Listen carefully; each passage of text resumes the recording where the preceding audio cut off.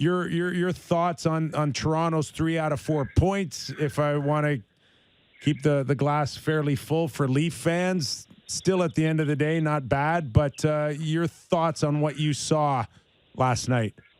Well, let's go back 2 nights ago. Obviously, it was a big statement game playing against the Lightning. And you know what? At the end of the day, they're measuring each other up, and probably coaches are trying to figure out what the matchups will be if they're going to play these teams and how we're going to defend. And I think that's the problem for Toronto is defending. They certainly can score goals, guys.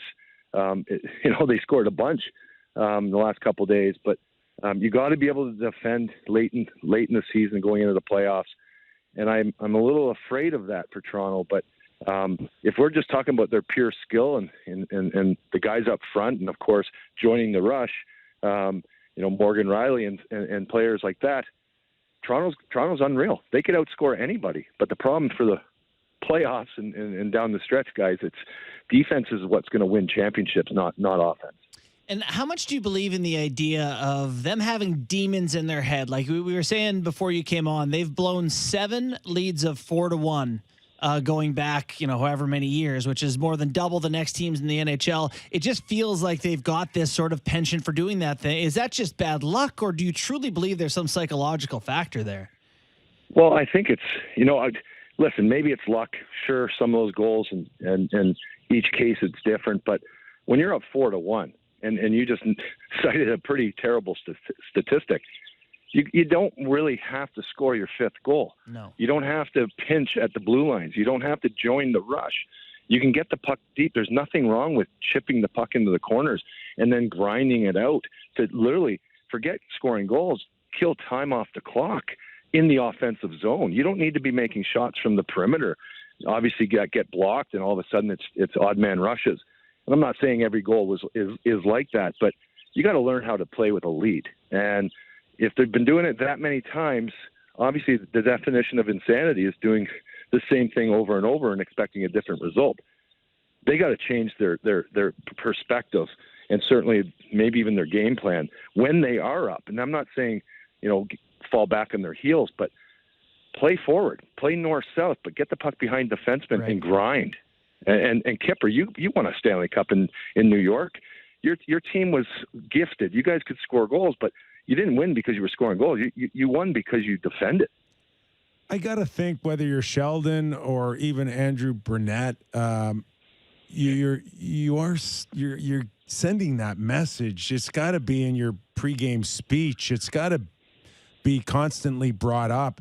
Do you think it's easier, Mayday, for the players to not worry about following precision strategy like it was, I don't know, when we played? Maybe we were too dumb, too scared to fall off and do something on our own. But is this just sometimes players going, I still want to do it my way?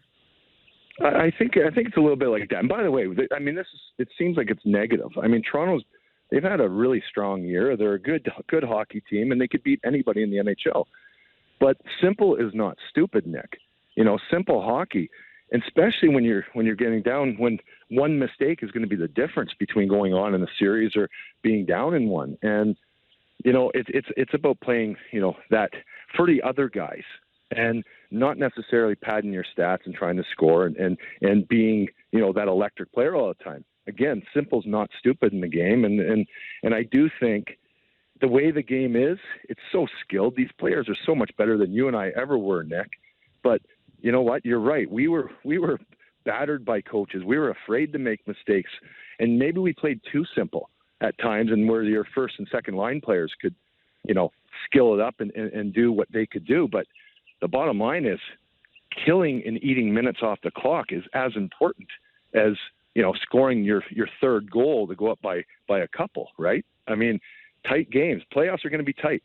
And there's no question Toronto could win the Stanley Cup. They're that good. But they got to defend. And I don't know. It was alarming to see that, 5 straight goals by Florida in a game where you're trying to make a statement. They're trying to make a statement, and one of the goals that goes in is on Eric Shalgren, and it's a shorthanded slapper from Radko Gudas from not a good spot on the rink. Shouldn't go in. He gets hit in the head after that and pulls himself from the game, and then he's fine to stay in the game and sits on the bench the rest of the way. I don't know what your thoughts on that particular situation were, but I guess I'm curious to know what your thoughts on that as a player are when you see a teammate who it feels like probably could go and doesn't. What do you make of those sort of scenarios? You know what? I'm going to steer myself completely away from that question. Okay. I apologize for that. I will never question a player's character. Great. And that's as a teammate. I'm certainly not a teammate anymore, right? I'm not playing, but I know what it's like to be in a locker room. And the moment those questions and those kind of conversations start happening, it erodes the confidence of the group. I'm not going to go there. If he's injured, he's injured. There's no question he should have stopped the third goal by Gudas inside the blue line.